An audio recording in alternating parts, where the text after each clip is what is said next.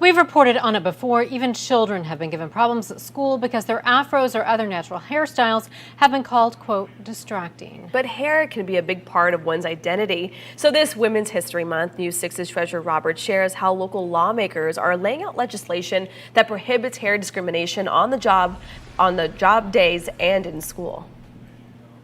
It's a problem that thousands of Black women, men, and children face. They're forced to choose between their roots and their livelihood.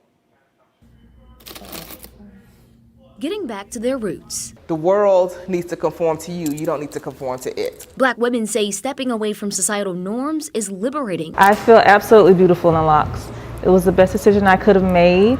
Shakakan Stamper became a loctician after leaving corporate America. Love the weaves, loved wearing them at the time, but I wore them not because I wanted to, but I wore them because I felt like I had to. A feeling other Black women say they know all too well. If we look at what the American standard of beauty is, it's not black hair. And in some workplaces, curly hair or protective styles like braids and locks may be seen as unprofessional. What is it that makes people perceive that it's unprofessional? It's the conditioning and the stereotypes and the negative perceptions that there's something less than about Blackness. The big question remains, what is professional hair? I don't think there's a definition of that.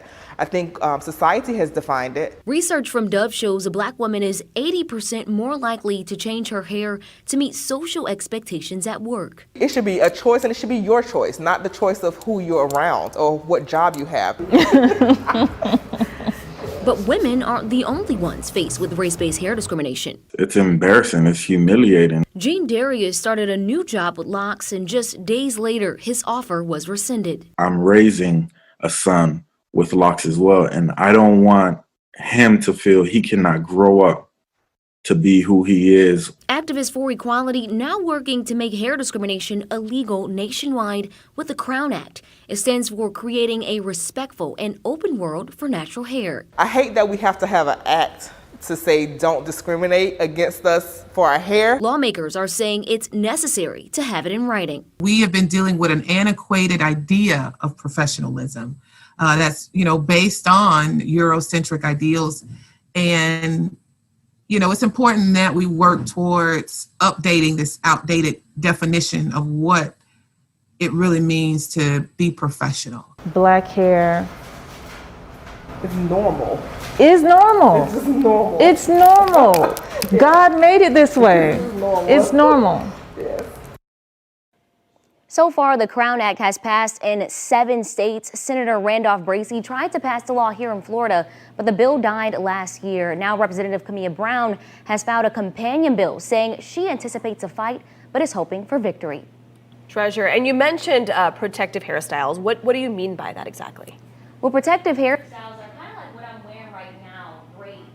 We wear these type of hairstyles because when we put heat on afro hair, kinky or curly hair, it makes it damage by way of heat, flat ironing, using pressing combs, curling irons. Instead of doing that, we try to use something that'll give us or allow us to keep our natural kinky curly hair, but also give us the convenience of not having to wake up every morning and straighten it because our hair doesn't grow out of our head straight. Yeah, and Treasurer, I went through a weird transition when I had to give up relaxers when I started to color my hair. And so that was a transition into wearing your hair natural without the relaxer chemical in there. But, you talk about the protective styles like the braids you have and how lovely those are. And it's, this is an important subject in, embracing different hair textures and types. And you've covered this before and actually went viral. Honestly, didn't expect that happening. I actually just wore my hair in braids for the first time on air, and I posted it on Twitter as a celebratory tweet, mainly because someone told me that I was not going to get a job in news with my hair in braids.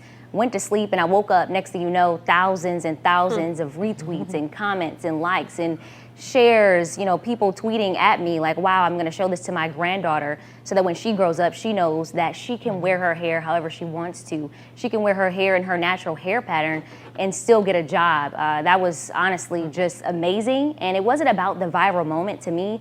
It was really about the impact. It was the fact that I did something that impacted so many people and motivated so many people to be unapologetically who they are. Yes. Yeah, and you talked about that with receiving that tweet from people saying they'll show this to their grandchildren. Talk again about why that representation is so important. And there we're looking at that tweet right now. That representation is so important because you look at someone and you automatically think, well, that person looks like me, so maybe I can do what that person did. And that was me, you know, looking at people who wore their hair natural. I'm not the first Black person to wear my hair in an afro or braids on television. I saw someone else do it first, and it made me feel like, you know what, if they can do it, so can I. But it's definitely a process, and it takes confidence. It's a scary thing, and I know a lot of Black women have anxiety about wearing their hair like this on air. But all I can say is take it step by step and learn to love who you are. And I hope that you are around people as supportive as the people that I'm around right now. We love it. Thank you, Treasure.